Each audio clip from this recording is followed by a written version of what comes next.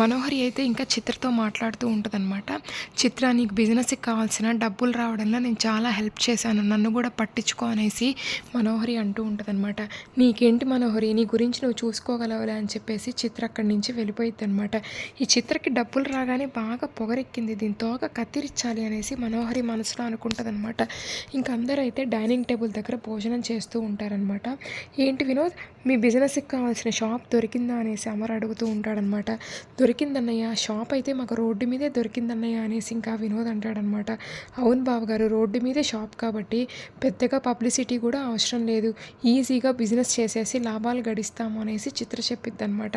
అయినా కానీ చిత్ర మీకు అంత అనుభవం లేదు కదా, ఎక్స్పీరియన్స్డ్ స్టాఫ్నే పెట్టుకోండి, మీకు ఏదన్నా అవసరమైతే చెప్పండి, ఇంకా బాగి కూడా మీకు వచ్చి హెల్ప్ చేస్తుంది అనేసి అమర్ అంటూ ఉంటాడనమాట. అయ్యో బావగారు అసలు బాగి హెల్ప్ మాకేం అవసరం లేదు, బాగీకి ఎక్కడ టైం ఉంటుంది మాకు హెల్ప్ చేయడానికి, మిమ్మల్ని పిల్లల్ని చూసుకోవడానికి బాగీకి టైం సరిపోతుంది కదా అనేసి చిత్ర అంటదనమాట. అయ్యో ఏవండి ఇంకా చిత్రకి నా హెల్ప్ వద్దంటుంది కదా వదిలేయండిలేండి అనేసి ఇంకా బాగీ కూడా అనిద్దనమాట. సరే వినోద్ ఇంకా బిజినెస్ అయితే చాలా జాగ్రత్తగా చేసుకోండి అనేసి ఇంకా అమర్ అంటాడనమాట. ఓకే బావగారు ఇంకా నాకైతే ఈ బట్టల బిజినెస్లో ఇంకా చాలా మెలకువలు అన్నీ తెలుసు, ఇంకా ఒక్క షోరూమ్తో స్టార్ట్ చేసి ఇంకా సిటీ అంతా బ్రాంచ్లు ఓపెన్ చేస్తామనేసి చిత్ర అయితే వెర్రవీగుతూ డైలాగులు చెప్పిద్దనమాట. సరే సరే అని చెప్పేసి అమర్ భోజనం చేసి వెళ్ళిపోతాడనమాట. ఏం చిత్ర మేమేమన్నా హెల్ప్ చేయమంటావా అనేసి మనోహరి అంటూ ఉంటే, నీ హెల్ప్ మాకేం అవసరం లేదులే మనోహరి అనేసి చిత్ర చెప్పిద్దనమాట. ఇంకా అందరూ భోజనాలు చేసి వెళ్ళిపోతారనమాట. నెక్స్ట్ డే మార్నింగ్ అయితే ఇంకా కాలా అనేసి చంబా పిలవగానే కాలా అనే పాము వస్తుందనమాట. కాలా నువ్వు వెళ్ళిపోయి ఆ ఆరు ఆత్మ ఫోటో ఉన్న రూమ్లో ఉన్న పూలపైన నీ విషం చల్లు, ఆ పూలు వాడిపోవాలి అనేసి చంబా చెప్పగానే కాలా అనే పాము అయితే అమరింటికైతే బయలుదేరిపోయిద్ది అనమాట.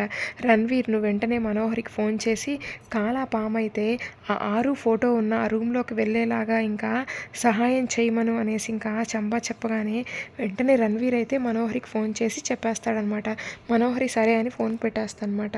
ఇంకా అయినా కానీ చంబా నువ్వు ఇక్కడ ఉంటే అసలు ఆత్మను ఎలా బంధించగలవు అనేసి రణ్వీర్ అంటాడనమాట.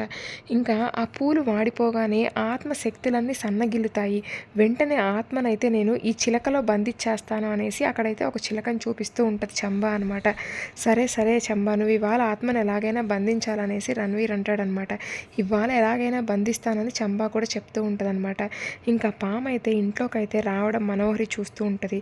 వెంటనే మనోహరి అమర్ దగ్గరికి వెళ్ళిపోయి, అమర్ అసలు రాత్రంతా నిద్రపట్టలేదు, ఆరు గుర్తొస్తుంది, ఒకసారి ఆరు ఫోటో చూస్తాను, ఆ రూమ్ తలుపు ఓపెన్ చేయవా అనేసి ఇంకా మనోహరి అంటదనమాట. ఇంకా ఆ రూమ్ కూడా క్లీన్ చేయాలి అనేసి మనోహరి అంటూ ఉంటుంది. సరే మనోహరి రా అని చెప్పేసి ఇంకా అమర్ అయితే మనోహరిని తీసుకొని ఆరు రూమ్ అయితే ఓపెన్ చేస్తాడనమాట. వెంటనే కాలా అనే పాము అయితే అమర్కి మనోహరికి కనిపించకుండా ఇంకా ఆరు రూమ్లోకి అయితే వచ్చేసి అక్కడ దాక్కొని ఉంటుందన్నమాట. ఇంకా అరే అమర్ ఇక్కడ ఈ రూమ్ చాలా క్లీన్గా ఉంది, పూలు కూడా వాడిపోలేదే, దీపాలు వెలుగుతున్నాయి అనేసి మనోహరి అంటూ ఉంటుందన్నమాట.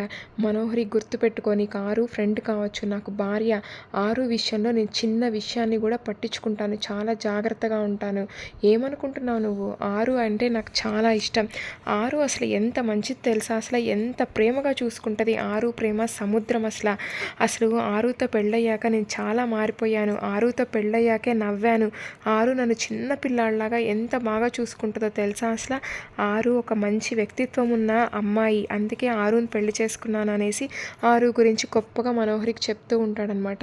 ఇంకా భాగీరథుడు కూడా ఆ రూమ్ దగ్గర నిలబడి ఇంకా అమర్ మాటలు వింటూ ఉంటారనమాట. ఇంకా కాలాపాము అయితే ఇంకా ఆరు రూమ్లోనే నక్కి నక్కి ఉంటుంది. నెక్స్ట్ ఏం జరుగుతుందో చూద్దాం. Thank you.